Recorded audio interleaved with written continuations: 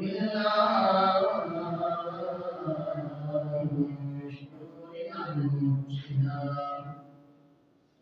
ومن سيئات أعمالنا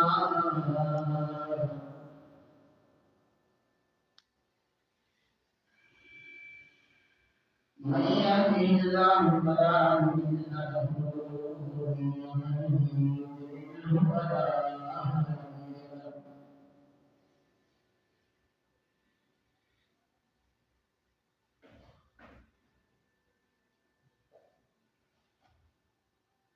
ونشهد أن لا إله إلا الله وحده لا شريك له ونشهد أن محمدا عبده ورسوله أما بعد فأعوذ بالله من الشيطان الرجيم بسم الله الرحمن الرحيم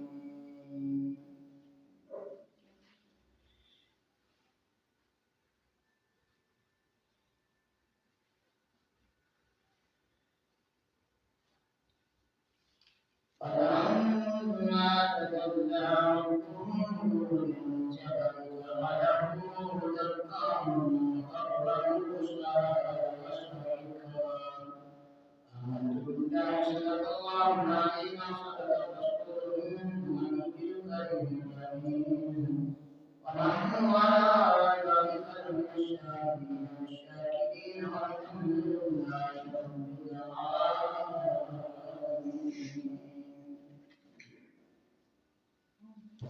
تشريكا ولا إن الله وملائكته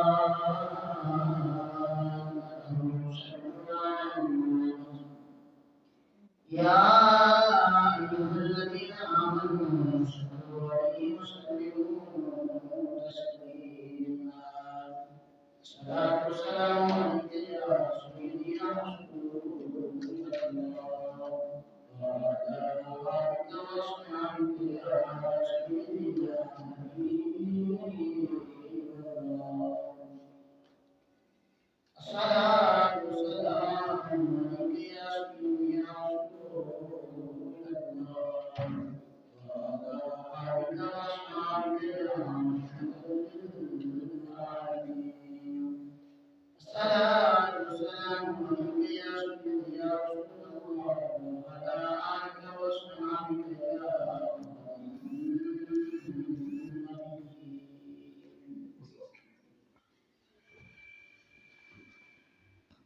الله تبارك وتعالى جل جلاله ورحمته وعظم شأنه يحيي السلام ودروس الكائنات مفخر الهدى سيدة واسم الكائنات تستقبل جهان ومشاهد السماء حامي بكسرى قائد المرسلين وخاتم النبيين أحمد المصطفى نبي محمد المصطفى صلی اللہ علیہ وآلہ وسلم کے دربار بھرپار کی خصوصیتاً صحبتاً محبتاً عقیدتاً درود السلام کرنے کے بعد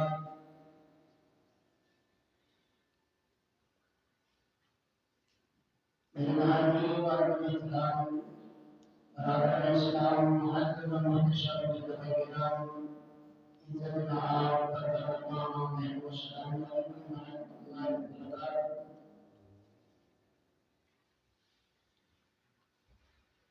اللہ جل جلالہ کا بڑا حمد کا شکر ہے اس کائنات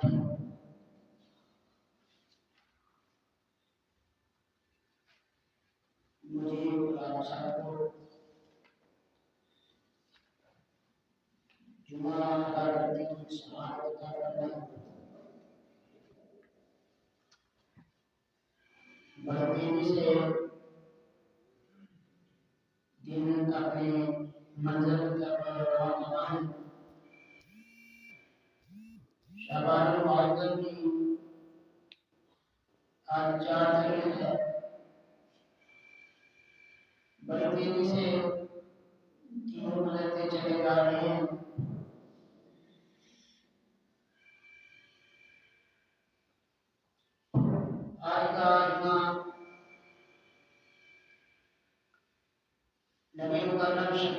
افضل صلی اللہ علیہ وسلم کے معراج کی پرکار جب لمحے جنہوں میں آپ کے سامنے رکھوں گا، دعا کہ اللہ تعالیٰ میرا اور آپ کا یہاں بیٹھنا قبول فرمائے۔ خالق کائنات نے ارشاد فرمایا وَلَمَّا جَاءَ مُوسَىٰ لِمِيقَاتِنَا وَكَلَّمَهُ رَبُّهُ، جب حضرت موسیٰ علیہ السلام آپ تشریف لائے، یعنی رب کائنات سے وعدہ تھا کلام کرنے کا، اس کے لیے حاضر ہوئے وَكَلَّمَهُ رَبُّهُ، خالق کائنات نے حضرت موسیٰ علیہ السلام سے کلام فرمایا۔ تو حضرت موسیٰ علیہ السلام نے عرض کی ربی ارنی انظر الیک، اے میرے پیارے پروردگار، ربی ارنی انظر الیک، مجھے اپنا دیدار عطا فرما۔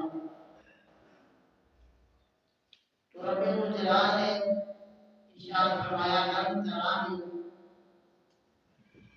آپ مجھے ہرگز نہیں دیکھ سکتے ہو۔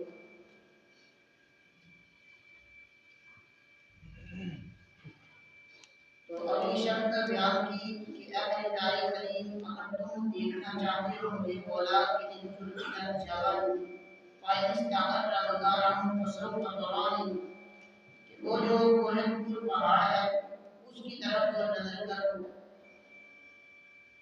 اس پہاڑ پر میں رب اپنے نور کی تجلی عطا کروں گا۔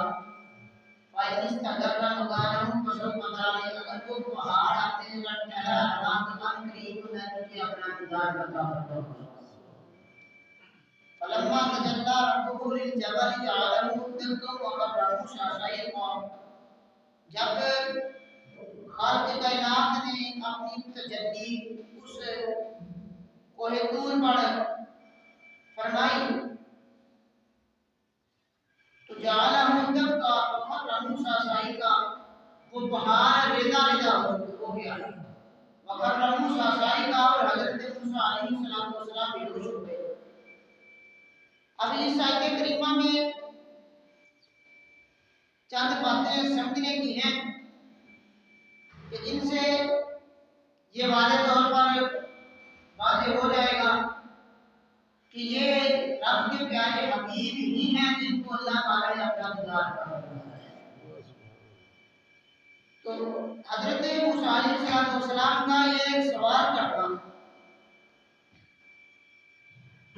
یہ اس بات پر دلالت کرتا ہے کہ اللہ کا دیدار ممکن تھا، ممکن ہے، اگر نہ ہوتا تو آپ کو ہر چیز کے بارے میں سوال نہ کرتے، وہ اللہ کے نبی ہیں حضرت موسیٰ علیہ السلام۔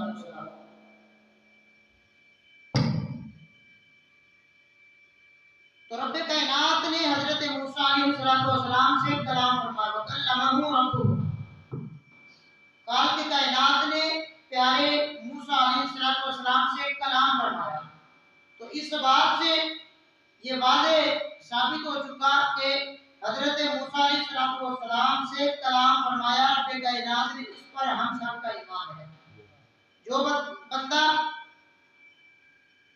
اس کا انکار کرتا ہے وہ قرآن کا انکار کرتا ہے، اور جو قرآن کا منکر ہے وہ بندہ کافر ہوتا ہے۔ تو حضرت موسیٰ علیہ السلام سے خالق کائنات نے کلام فرمایا۔ اب یہاں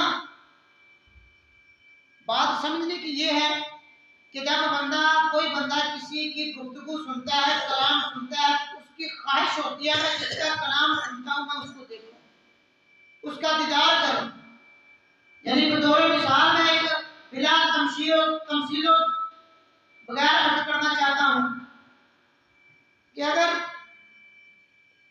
یہاں آپ کسی خطیب کی بات سنیں آئیڈیو میں، آپ کو اس کی گفتگو اچھی لگے،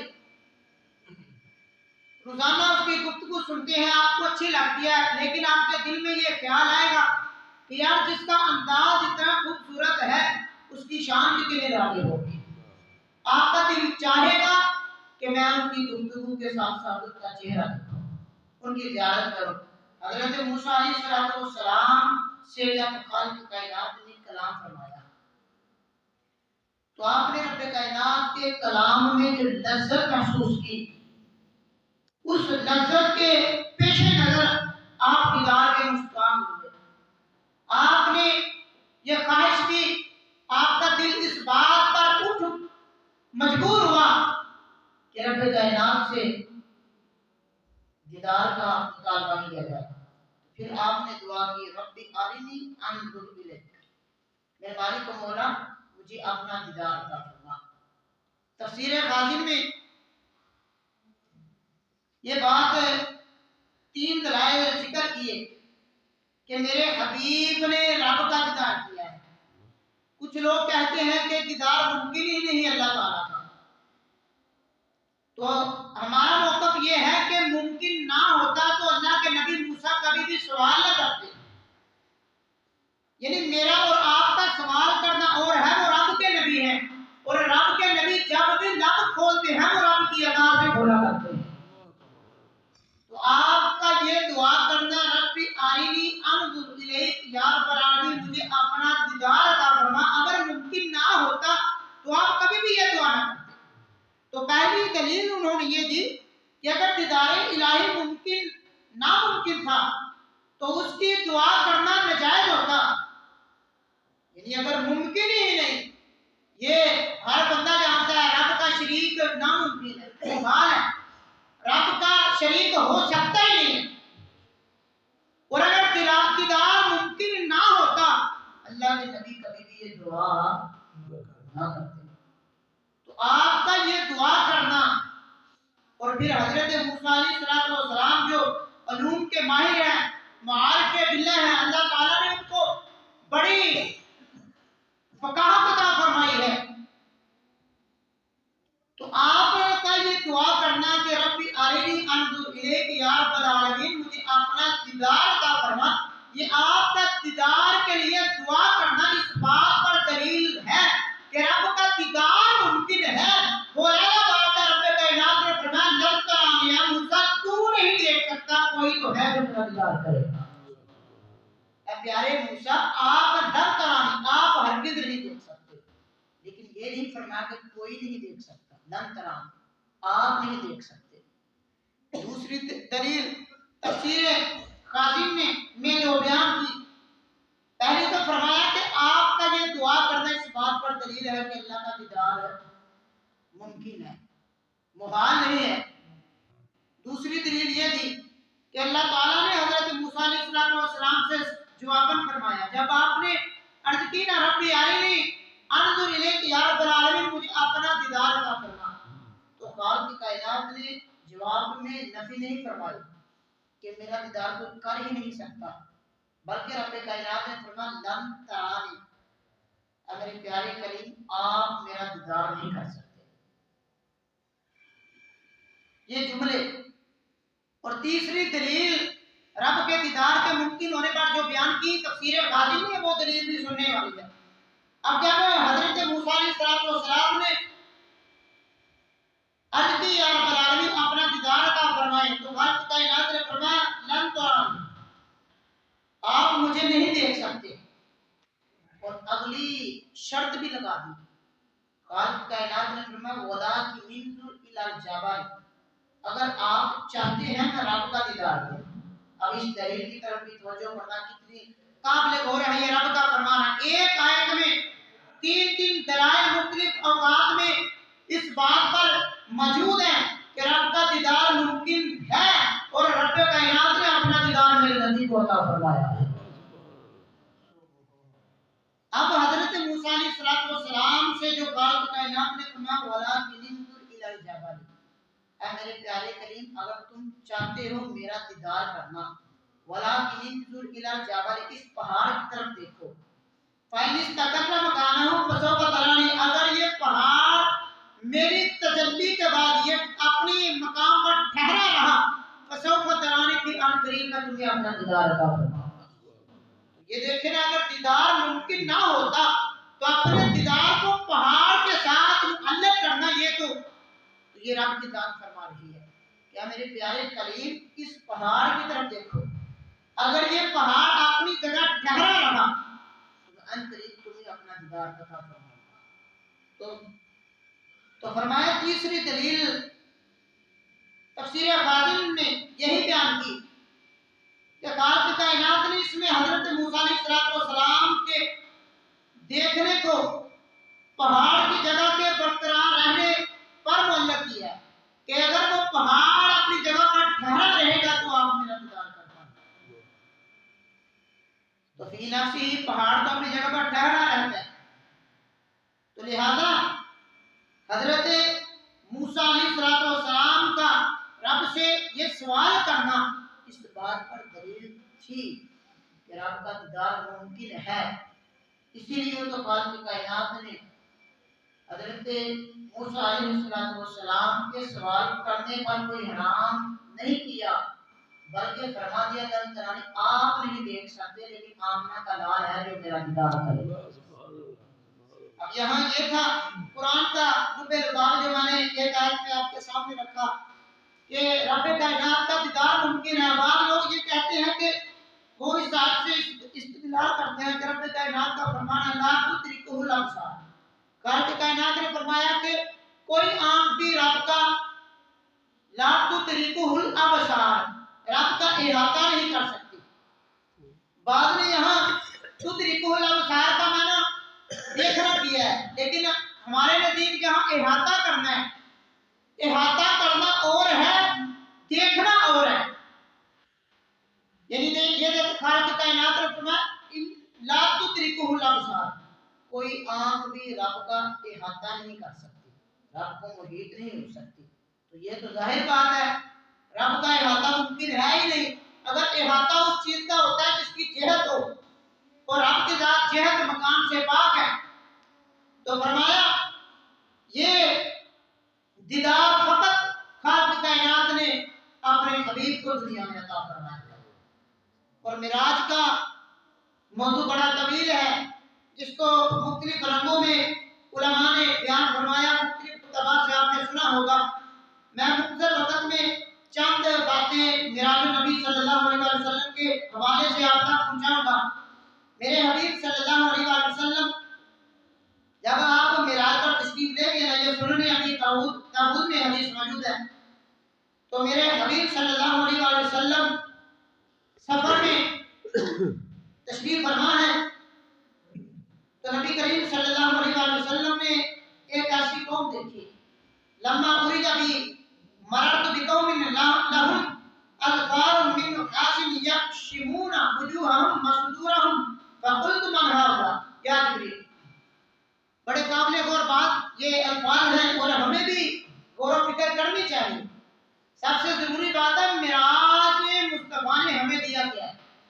یہ دیکھیں نا، ہم ہر سال بڑا زور و شور سے یہ راتیں منائی جاتی ہیں، ساری ساری رات لوگ عبادت کرتے ہیں، رب کے حبیب کا ذکر سنتے ہیں۔ اصل بات یہ ہے کہ یہ معراج مصطفیٰ سے مجھے اور آپ کو سبق کیا ملا، ہم نے کیا سیکھا، اپنے نبی کی سیرت کو کیا ہم نے اپنایا۔ اب یہ جو حدیث میں بیان کرنے لگا ہوں یہ توجہ سے سننا۔ نبی کریم صلی اللہ علیہ وسلم نے فرمایا لما ارجا بھی، جب مجھے معراج کروائی گئی، یعنی وہ کروانے والی رب کی ذات ہے، سبحان الذی اسری بعبدہ، رب کی ذات نے معراج کے ذکر سے پہلے فرما دیا سبحان الذی اسری بعبدہ، پاک ہے وہ ذات جس نے اپنے نبی کو سیر کروایا، تاکہ کوئی قلبم یہ نہ سمجھے کہ یہ کیسے ممکن ہے، کوئی اپنی عقل کے ترازو پر نہ تول لے۔ یہ رب کی ذات کا یہ فیصلہ ہے کہ اس رب نے اپنے نبی کو سیر کروائی۔ یہاں فرمایا لما ارجا بھی، کہ جب مجھے معراج کروائی گئی تو فرمایا مررت بقوم، میرے حبیب نے فرمایا میرا گزر ایک ایسی قوم سے ہوا، ایک ایسی قوم کے پاس سے میں گزرا، لہم اظفار من نحاس، کہ جن کے ناخن جو ہیں، ہاتھوں کے ناخن وہ تانبے کے بنے ہوئے ہیں اور بڑے لمبے ناخن تھے۔ یہ میرے مصطفیٰ کا فرمان ہے، سیاستہ میں یہ حدیث موجود ہے۔ میرے حبیب صلی اللہ علیہ وسلم فرماتے ہیں لما ارجا بھی، جب معراج کے سفر پر میں گیا تو میں مررت بقوم، ایک ایسی قوم کے پاس سے गुजरा। अरे जिसके हालात ये थे, ये याद रखें, ये कोई 92 न्यूज की खबर नहीं है, या कोई मुल्क पाकिस्तान या अमेरिका के किसी जियो न्यूज की खबर नहीं है। ये वो मेरे मदीने के ताजदार के अल्फाज हैं, अरे जिनके बारे में खुद मेरे खालिक नाम का फरमान है कि मेरा हबीब जब भी बोलता है रब की अता से बोलता है। ये मेरे खालिक कायनात के हबीब फरमाते हैं कि मेरा ऐसी कौम से गुजर हुआ कि जिनकी हालत ये थी, लहुम अज़वारुम मिन नुहासिन, कि उनके जो हाथों के नाखून है, कदमों के नाखून, वो बड़े लंबे थे और वो तांबे के बने हुए थे। तो फरमाया यक्सिमूना वजूहहुम व सुदूरहुम, तो वो अपने नाखूनों से अपने चेहरे को यानी फाड़ रहे थे। अपने नाखून अपने चेहरे पर मारते तो चेहरे पर जख्म हो जाते, अपने नाखूनों को सीने पर मारते, सीने पर जख्म हो जाते। तो मेरे हबीब सल्लल्लाहु अलैहि वसल्लम ने फरमाया, मैंने हजरत जिब्रील को फरमाया, मन हाउला या जिब्रील, हजरत जिब्रील से मैंने फरमाया ये कौन सी कौम है कि जिनकी हालत ये है कि नाखून इतने इतने बड़े हैं कि जो अपने नाखूनों से अपने आप को नुकसान पहुंचा रहे हैं। अब ये देखें ना कि जितना भी बंदा बेवकूफ हो, कोई बंदा अपने आप को नुकसान नहीं पहुंचाता, और जो लोग ऐसा अमल करते हैं तो लोग उनको अक्लमंद नहीं कहते, यही कहते हैं कि ये बेवकूफ है कि जो अपनी जान पर जुल्म करे, अपने हाथों से अपनी उंगलियां काट दे, अपने नाखूनों से अपनी जुबान काट दे। तो ये ऐसी कौम थी कि जो अपने हाथों के नाखूनों से अपने सीनों को चीर रहे थे, अपने चेहरे पर वो जब नाखून मारते तो चेहरा फट जाता। तो हालात ये थे। तो मेरे हबीब सल्लल्लाहु अलैहि वसल्लम ने फरमाया, जिब्रील ये बताओ ये कौन सी कौम है कि जिनको अल्लाह ने ये सजा दी है कि अपने आप को नुकसान पहुंचा रही है। तो मेरे हबीब सल्लल्लाहु अलैहि वसल्लम से हजरत जिब्रील ने अर्ज की, या रसूल अल्लाह सल्लल्लाहु अलैहि वसल्लम, कि ये आपकी उम्मत के वो लोग हैं जो लोगों का गोश्त खाया करते थे। अब ये लोगों का गोश्त कौन खाता है? फरमाया गोश्त से मुराद ये है कि ये अपने मुसलमान भाइयों की गीबत किया करते थे। गीबत करना, तो गीबत की सजा ये है कि बंदा अपने इतने बड़े नाखून से अपना सीना काट डालेगा। तो आज हम मैं और आप देखें तो सही कि हमारे माशरे में गीबत से हम कितना महफूज हैं। गीबत क्या है? किसी के ऐब को बयान करना, उसकी पीठ के पीछे उसके ऐब को बयान करना, तो ये बड़ा कबीरा गुनाह है। अगर आपको किसी के बारे में कोई खलल है जहन में, आप उसके साथ बैठकर हल करें, लेकिन गीबत करना कबीरा गुनाह है। तो जिसकी सजा आपके सामने मिराज में मेरे हबीब सल्लल्लाहु अलैहि वसल्लम ने ऐसी कौम देखी, और ये सियासता की हदीस है, सुनन अबी दाऊद में ये अल्फाज मौजूद है। मेरे हबीब सल्लल्लाहु अलैहि वसल्लम ने फरमाया, ऐसी कौम जो गीबत करने वाली है उनको मैदान महशर में अल्लाह ताला ये सजा देगा कि नाखून उनके इतने बड़े होंगे, अपने हाथों से अपने आप को नुकसान पहुंचाएंगे, अपना सीना फाड़ डालेंगे, चेहरे को चीर डालेंगे। तो ये मेरे मुस्तफा सल्लल्लाहु अलैहि वसल्लम का फरमान है। तो आज इस बात को भी समझने की जरूरत है। आज तो हर घर में ये गीबत तो आम हो चुकी है, कोई बंदा इससे परहेज नहीं करता। तो ये भी याद रखें, मेरे हबीब का फरमान है, जो गीबत करने वाला है नुकसान हमेशा उसी का होता है, जिसकी गीबत की जाए उसका नुकसान नहीं होता। पूछा गया वजह, मेरे हबीब ने फरमाया, चूंकि गीबत करने वाला दो तरह, अगर तो वो उस बंदे का ऐब बयान करता है तो ये गीबत है, लेकिन अगर उसका इस अंदाज में ऐब बयान करे जो उसमें मौजूद ना हो, ये उस पर तोहमत है, तो मैदान महशर में वो तो बंदा बड़ी सीमा होगा, लेकिन ये मैदान महशर में इसकी पकड़ होगी। तो गीबत से मुझे और आपको बचना बड़ा जरूरी है। और गीबत बड़े बड़े सुधरे हुए घरों को उजाड़ देती है। जिस घर में ये गीबत की नहुसत आ जाए ना, वो चलते फिरते घर उजड़ जाते हैं। तो इसीलिए इससे भी परहेज करना मेरा और आपका बड़ा जरूरी है। अगर आपको किसी के ऐब के बारे में इल्म है तो आप उस पर पर्दा डालें, اور ویسے بھی میرے حبیب صلی اللہ علیہ وسلم کا مشکات المصابیح میں ایک بڑے واضح طور پر فرمان موجود ہے. میرے حبیب نے فرمایا جس بندے نے دنیا میں رہتے ہوئے اپنے کسی مسلمان بھائی کے عیب پر پردہ ڈالا تو میدان محشر میں اللہ تعالیٰ اس کے گناہوں پر پردہ ڈالتا. یہ دیکھیے نا میرے اور آپ کے گناہ، میں گناہ کرتا ہوں، ہو سکتا ہے مجھے نہ پتا ہو لیکن آپ کے ساتھ ضرور ہے. میں گناہ کرتا ہوں کسی کمرے میں چھپ کر، یہ ہے کہ میرے ساتھ والے لوگوں کو نہیں پتا، میرے بھائیوں کو نہیں پتا، میرے دوستوں کو نہیں پتا، لیکن رب کی ذات ضرور جانتی ہے. تو میرے رب کے حبیب نے فرمایا، رب کائنات کے حبیب نے فرمایا جو بندہ دنیا میں رہتے ہوئے اپنے مسلمان بھائی کے عیب پر پردہ ڈالے، یہ کتنی بڑی بات ہے. آج کسی کی بیٹی کے بارے میں ہمارے ہاں کوئی بات پتہ چلے نا تو ہم اس کو اس طرح پھیلاتے ہیں جیسے کوئی ثواب کا کام ہو.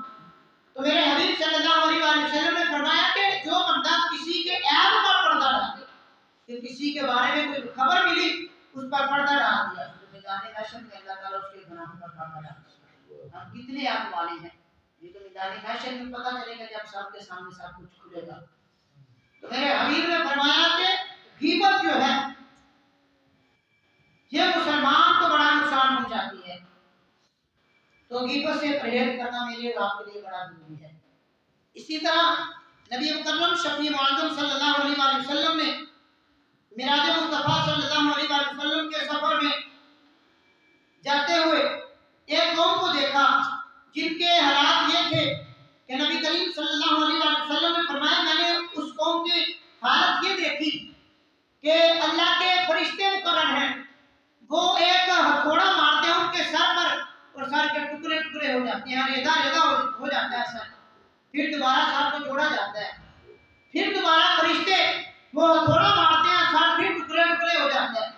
تو میرے حبیب فرماتے ہیں میں نے حضرت جبریل علیہ السلام سے فرمایا کیا میرے پیارے ساتھی یہ بتاؤ کہ یہ کون سی قوم ہے جن کو اللہ کی طرف سے یہ سزا ملی؟ تو حضرت جبریل علیہ السلام عرض کرتے ہیں کہ یا رسول اللہ یہ آپ کی امت کے وہ لوگ ہیں جو نماز کی حفاظت نہیں کیا کرتے تھے. یہ دیکھیں نا کہ میں نے اور آپ نے معراج کے موضوع سے سیکھا کیا. اتنا طویل موضوع، ہمارے ہاں بڑی بڑی سر لگا کر یہ موضوع بیان کیے جاتے ہیں، لیکن یہ بھی تو دیکھیں نا ہم نے سیکھا کیا اس موضوع سے کہ بھائی یہ موضوع اتنا طویل ہے کہ 10 جمعے بھی بیان کیا جائے پھر بھی یہ مکمل بیان نہیں ہوتا. اور اس سے پہلے یعنی الحمدللہ 6 جمعے بھی اس موضوع پر پڑھائے ہیں، لیکن اس کی لطافت کو، اس کی بریکی تک کوئی بندہ نہیں پہنچ سکتا. لیکن یہ یاد رکھیں کہ ہم نے اپنے نبی کی معراج کے موضوع سے ہم نے سیکھا کیا ہے. تو یہ بھی بڑی قابل غور بات ہے. آج ہماری تو کئی نمازیں قضا ہو جاتی ہیں. تو نبی کریم صلی اللہ علیہ وسلم کا معراج پر جانا، پھر جا کر یہ جو واقعات ہیں اور کثیر تعداد میں ایسے واقعات موجود ہیں جو ہماری زندگی کو تبدیل کرنے کا سبب بن سکتے ہیں. جن میں سے آپ نے پہلا سیاستہ کی وہ حدیث سنی ہے کہ میرے حبیب صلی اللہ علیہ وسلم نے فرمایا جو بندہ چغلی کرتا ہے، غیبت کرتا ہے، اس کو سزا یہ ملے گی کہ اپنے قیامت کے دن اس کے جو یہ ناخن ہیں یہ تانبے ہوں گے. جب وہ اپنے چہرے پر ہاتھ مارے گا اس کے ناخنوں سے وہ اپنے چہرے کو یعنی سزا پائے گا، چہرہ پھٹ جائے گا اس کا، اس کے ناخنوں سے. یہ کتنی سخت سزا ہے. میرے حبیب صلی اللہ علیہ وسلم کا فرمان علی شان یہ معراج کے لحاظ سے صحیح مسلم شریف میں وہ تحفہ جو رب کائنات نے اپنے نبی کو معراج کے موقع پر عطا فرمایا وہ بھی سماعت کریں.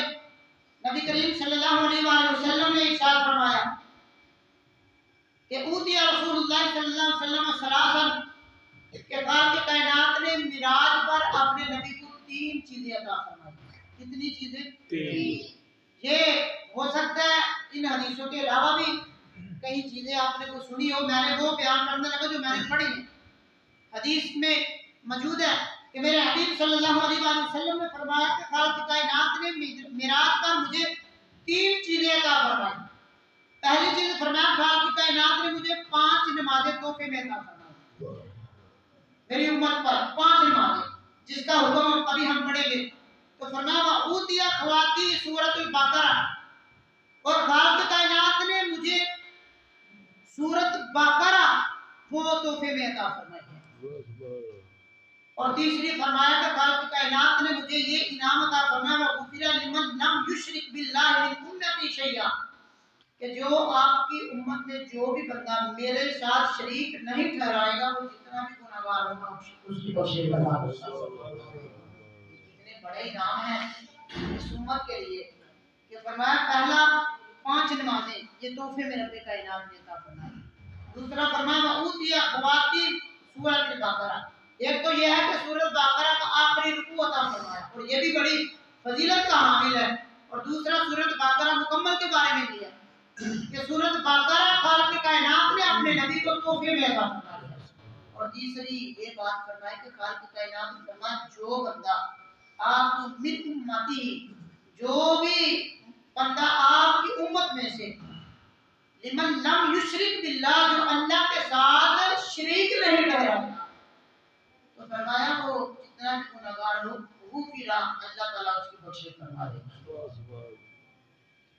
کتنی خوبصورت حدیث ہے، اس میں قرآن کی تلقین بھی ملتی ہے کہ سورۃ بقرہ ظاہر قرآن کا حصہ ہے اور کثیر تعداد میں حدیثوں میں اس کی فضیلت بیان کی گئی ہے۔ جس طرح ایک حدیث یوں بھی ہے، میرے حبیب صلی اللہ علیہ وسلم نے فرمایا جس گھر میں سورۃ بقرہ کثرت سے تلاوت کی جاتی ہے اللہ تعالیٰ اس گھر میں جنات کے سائے کو اٹھا لیتا ہے۔ یہ آج ہمیں ضرورت ہے نا قرآن کو سیکھنے اور پڑھنے کی۔ اسی طرح میرے حبیب صلی اللہ علیہ وسلم کا فرمانے اور نشان جو موجود ہے مسلم شریف میں حضرت بلال رضی اللہ تعالی عنہ کا عمل جس پر میرا اور آپ کا یقین ہے، حضرت بلال رضی اللہ تعالی عنہ سے میرے حبیب صلی اللہ علیہ وسلم نے جب معراج سے واپس تشریف لائے تو آپ نے فرمایا کہ یا بلال حدثنی بأرجع عمل عملتہ عندک فی الاسلام، کیا میرے پیارے غلام یہ بتاؤ آپ کون سا ایسا عمل کرتے ہو کہ جس کی وجہ سے اللہ تعالیٰ نے تجھے یہ مقام عطا فرمایا ہے کہ میں معراج پر جب جنت میں تھا تو تم مدینہ کی گلیوں میں چل رہے تھے، میں نے تمہارے قدموں کی جو آہٹ ہے میں نے جنت میں محسوس کی ہے۔ اب یہ کتنی عظمت ہے حضرت بلال رضی اللہ تعالیٰ عنہ کی، وہ چلے مدینہ شریف میں تو رب کے حبیب ان کی قدموں کی جو آہٹ ہے اس کو جنت میں محسوس فرمائے۔ تو یہ اس بات پر بھی دلالت ہے کہ میرے حبیب کو خالق کائنات نے علم وسیع عطا فرمایا ہے، یہ آپ کا نظر کا کمال ہے۔ یعنی میں اور آپ یہاں بیٹھے ہوں، یہاں کوئی ساتھ کوئی بندہ بات کرے ہمیں علم نہیں، لیکن رب کے نبی کی یہ شان ہے اگر آپ کا غلام زمین پر چڑھے اللہ تعالیٰ جنت میں ان کے قدموں کی آہٹ آپ کو سنا دیتا ہے۔ یہ میرے حبیب کی شان ہے۔ یہاں سے اندازہ لگا سکتے ہیں کہ اللہ تعالیٰ نے اپنے نبی کو کتنے مقام عطا فرمائے ہیں، کہاں زمین اور کہاں جنت۔ ساتوں آسمانوں سے جتنا ساتوں آسمانوں کا فاصلہ اس سے اوپر پھر جنت ہے، لیکن یہ رب کے حبیب کا مقام ہے کہ فرمایا ہے میرے پیارے غلام میں نے آپ کے قدموں کی آہٹ جو ہے وہ میں نے جنت میں سنی ہے، تو مجھے بتاؤ آپ کون سا عمل کرتے ہو جو حضرت بلال رضی اللہ تعالیٰ عنہ نے بیان فرمایا وہ بھی سننے والا ہے۔ آج تو ہم فرائض نماز نہیں ادا کرتے، حضرت بلال رضی اللہ تعالیٰ عنہ نے فرمایا کہ جس عمل کی مجھے سب سے زیادہ امید ہے کہ جو قیامت کے دن مجھے سب سے زیادہ فائدہ دے گا، فرمایا وہ عمل یہ ہے کہ لا اتطہر طہورا قاما فی ساعۃ من لیل ولا نہار، کہ میں جب بھی نماز کے لیے وضو کرتا ہوں وہ دن ہو یا رات صلیت بذالک الطہور ما كتب اللہ لی ان اصلی، فرمایا جتنی اللہ نے مجھے طاقت عطا فرمائی ہے تو میں وضو کے نفل ادا کر دیتا ہوں۔ تو یہ عمل ہے کہ جس کی وجہ سے خالق کائنات نے یہ مجھے مقام عطا فرمایا ہے کہ میں زمین پر چلتا ہوں میرے قدموں کی آہٹ خالق کائنات میرے نبی کو جنت میں عطا فرمایا۔ یہ کتنی فضیلت ہے۔ تو یہ دیکھیں نا کہ ہم نوافل کیا ہم تو سنتوں کے بھی تارک ہیں، ہم تو نماز ادا نہیں کرتے، تو یہ تو نفلوں کی یہ شان ہے۔ یہ حضرت بلال نے نفلوں کا مقام بتایا کہ اسلام میں وضو کے نوافل کا یہ مقام ہے، تو جہاں وضو کے نوافل کا یہ مقام ہے وہاں بتائے رب کائنات نے جو فرض عطا کیے ہیں ان کا کیا مقام ہوگا۔ اسی طرح میرے حبیب صلی اللہ علیہ وآلہ وسلم کا فرمانے ارشاد عظمت مصطفیٰ صلی اللہ علیہ وآلہ وسلم پر جو دلالت کرتا ہے، حضرت انس بن مالک رضی اللہ تعالیٰ عنہ اس حدیث کے راوی ہیں۔ میرے حبیب صلی اللہ علیہ وآلہ وسلم نے فرمایا مررت علی موسیٰ لیلۃ اسری بی عند القصیر الاحمر، کہ جب معراج کے سفر پر میں اپنی سواری پر سوار تھا تو میرے حبیب نے فرمایا مررت علی موسیٰ لیلۃ اسری بی عند القصیر الاحمر، تو میرا گزر جو ہے حضرت موسیٰ علیہ السلام کی قبر کے پاس سے ہوا۔ اب اس حدیث کو بھی توجہ سے سننا کہ میرے حبیب کی کتنی شان ہے۔ فرماتے ہیں کہ میرا گزر حضرت موسیٰ علیہ السلام کی قبر اطہر کے پاس سے ہوا، قبر کے قریب سے میرے نبی کی سواری گزری۔ تو آپ فرماتے ہیں میں کیا دیکھتا ہوں وَهُوَ قَائِمٌ يُصَلِّي فِي قَبْرِهِ، کہ اللہ تعالیٰ کی عطا سے حضرت موسیٰ علیہ السلام اپنی قبر میں کھڑے ہو کر نماز ادا کر رہے ہیں۔ اب اس حدیث نے تو بڑے مسائل حل کر دیے۔ ایک تو اس حدیث سے یہ واضح طور پر مسئلہ حل ہوا، جو لوگ اس بات کے قائل ہیں کہ اللہ کے نبی آپ کچھ نہیں سنتے، جو درود پڑھے الصلوۃ والسلام علیک یا رسول اللہ کہا جائے، کئی لوگوں کو بڑی موت نظر ہوتی ہے اس درود سے، یہ نہ پڑھیں، کیوں نہ پڑھیں بھائی، یہ رب کے ساتھ خاص ہے۔ ہم کہتے ہیں رب کے ساتھ خاص ہے، لیکن رب کی شان ہے، رب کی اجازت کے بغیر کوئی بندہ کچھ بھی نہیں کر سکتا، وہ نبی ہو، وہ ولی ہو، وہ صحابی ہو، لیکن جب رب کی عطا آ جائے، رب کے نبی کی عطا سے ہزاروں لوگ اللہ تعالیٰ ان کو شفا عطا فرماتے۔ اب یہ دیکھیں نا، حکومت سب کی سب رب کی ہے، زندہ ہمیشہ رہنے والا اللہ کی ذات ہے۔ ہمارا موقف یہ ہے کہ اللہ کے نبی قبر میں زندہ ہیں۔ بات کہتے ہیں یہ اگر زندہ تو صحابہ نے دفن کیوں کیے؟ یہ بھی جہالا جو ہیں، تو ہمارا موقف یہ ہے کہ وہ جو موت کا ذائقہ ہے وہ برحق ہے، وہ عارضی تھا، لیکن جو ہی قبر میں پیارے نبی تشریف لے گئے، آپ کی روح واپس آ گئی، اور قیامت تک آپ کی روح خالق کائنات نے اب نکالی نہیں۔ یعنی جس طرح آپ یہ حدیثوں میں سنتے ہیں کہ جب بندہ قبر میں جاتا ہے فرشتے سوال کرتے ہیں، اور جب بندے سے سوال کیے جائے اور بندہ مردہ ہو جو بول نہیں سکتا، وہ جواب کیا دے گا؟ تو موقف یہ ہے کہ اس کی روح دوبارہ لٹائی جاتی ہے قبر میں۔ پھر اللہ کے نبی کے جب ان کی روح لٹائی جائے تو پھر دوبارہ تو خالق کائنات کے جو انبیاء کرام ہیں وہ اپنی قبروں میں زندہ ہیں۔ یہ سیاستہ کی حدیث ہے ابن ماجہ کی، اس میں بھی یہ الفاظ موجود ہے۔ تو حضرت موسیٰ علیہ السلام اپنی قبر میں کھڑے ہو کر آپ نماز ادا کر رہے تھے۔ آپ کا قبر میں کھڑا ہونا، نماز ادا کرنا، یہ اس بات کی دلالت ہے کہ اللہ کے نبی قبروں میں زندہ ہیں۔ مردہ بندہ کیسے کھڑا ہو سکتا ہے؟ مردے کو تو علم ہی نہیں ہوتا، لیکن آپ کا قبر میں کھڑا ہونا پھر نماز ادا کرنا، یہ اس بات پر دلالت کرتا ہے کہ ہزاروں سال پہلے حضرت موسیٰ علیہ السلام جو اللہ کے نبی ہو کر اگر اپنی قبر میں زندہ رہ کر نماز ادا کر سکتے ہیں، تو یقیناً اللہ کے نبی بھی پیارے حبیب بھی قبر میں زندہ ہیں اور اپنے غلاموں کی پوری رہنمائی فرما سکتے ہیں۔ تو یہ پیارے حبیب کی شان ہے، ہر نبی زندہ ہے، ہمارا موقف یہ ہے ہر صحابی زندہ ہے، اور جو اللہ کے اولیاء کرام ہیں وہ تمام کے تمام اپنی قبروں میں زندہ ہیں۔ تو یہ خالق کائنات کا وعدہ ہے۔ جو لوگ اس بات کے انکاری ہیں، یقیناً میدان محشر میں اس کا جواب ضرور دینا ہوگا۔ یہ ایک نہیں ہزاروں حدیثیں موجود ہیں جو اس بات پر دلالت کرتی ہیں کہ اللہ کے انبیاء اپنی قبروں میں زندہ ہیں اور جو چاہیں اپنے غلاموں کی مدد فرما سکتے ہیں۔ اسی طرح کچھ لوگ میرے پیارے حبیب کے علم پر اعتراض کرتے ہیں کہ علم صرف اللہ کے پاس ہے، علم صرف اللہ کے پاس ہے۔ تو ہمارا مطلب یہ ہے یقیناً رب کی ذات ہے جو سب علموں کو جانتی ہے، اس کی عطا کے بغیر کوئی بندہ کچھ بھی نہیں کر سکتا، لیکن جب وہ کسی پر اپنے علم کے خزانے کھول دے پھر اس کے علم کو روک بھی کوئی نہیں سکتا۔ تو ہمارا موقف یہ ہے کہ رب کائنات نے ہمارے نبی کو علم غیب عطا فرمایا ہے۔ ہم یہ نہیں کہتے کہ وہ خود ہی جانتے ہیں، بلکہ اللہ تعالیٰ نے اپنے نبی کو علم غیب عطا فرمایا۔ اس پر یہ ترمذی کی یہ حدیث موجود ہے، میرے حبیب صلی اللہ علیہ وآلہ وسلم نے فرمایا، حضرت عبداللہ بن عباس فرماتے ہیں نبی کریم صلی اللہ علیہ وسلم نے فرمایا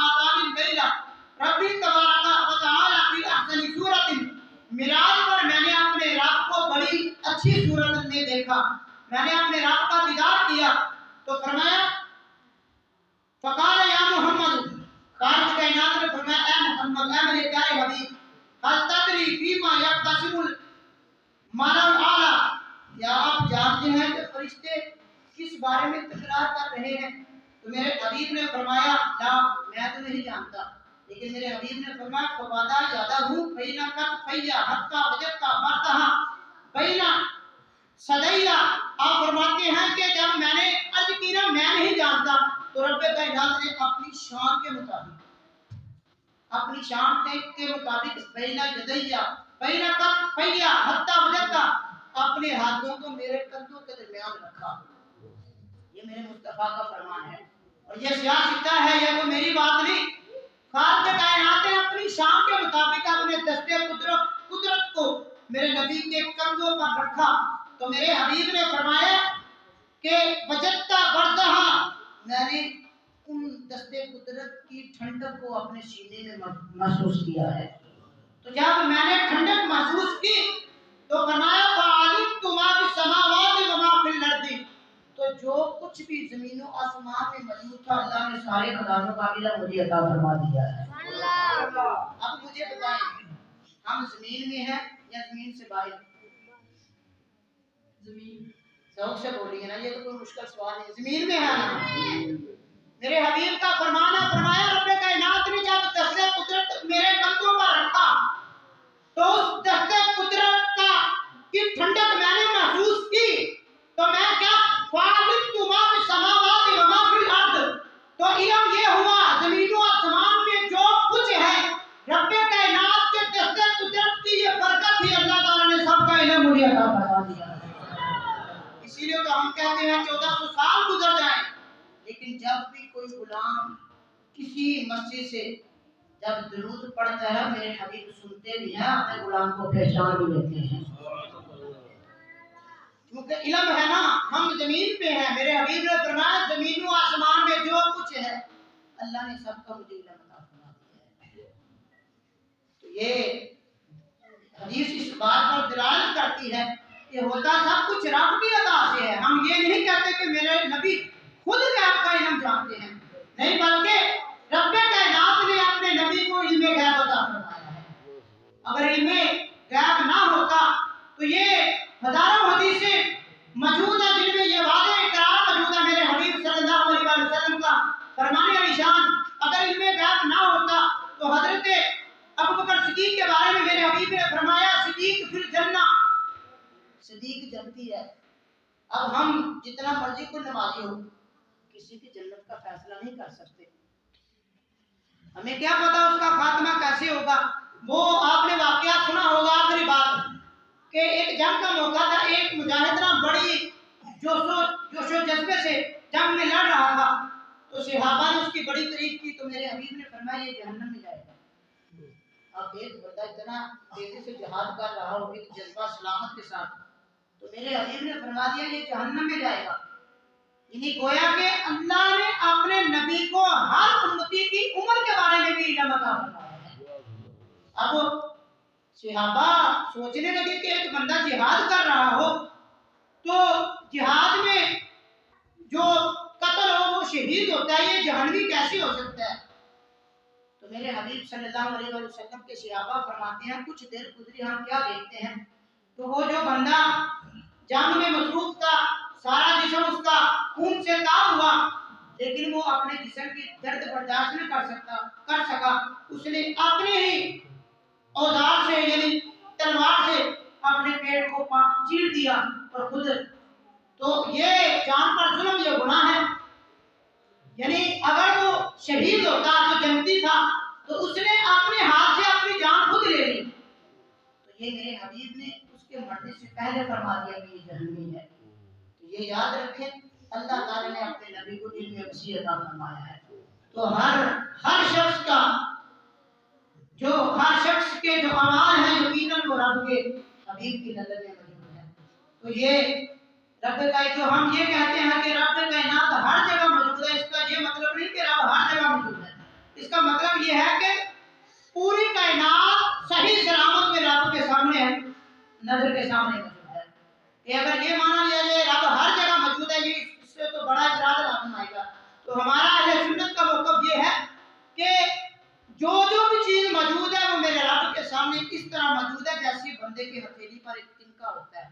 میرے رب کی ذات ہر شخص کو ایسے جانتی ہے. دعا ہے کہ اللہ تعالیٰ میرا اور آپ کا یہاں اکٹھا ہونا قبول فرمائے. یہاں اکٹھ کر کے اللہ تعالیٰ جو ہم نے باتیں پڑھی اللہ تعالیٰ عقائد کو مضبوط فرمائے.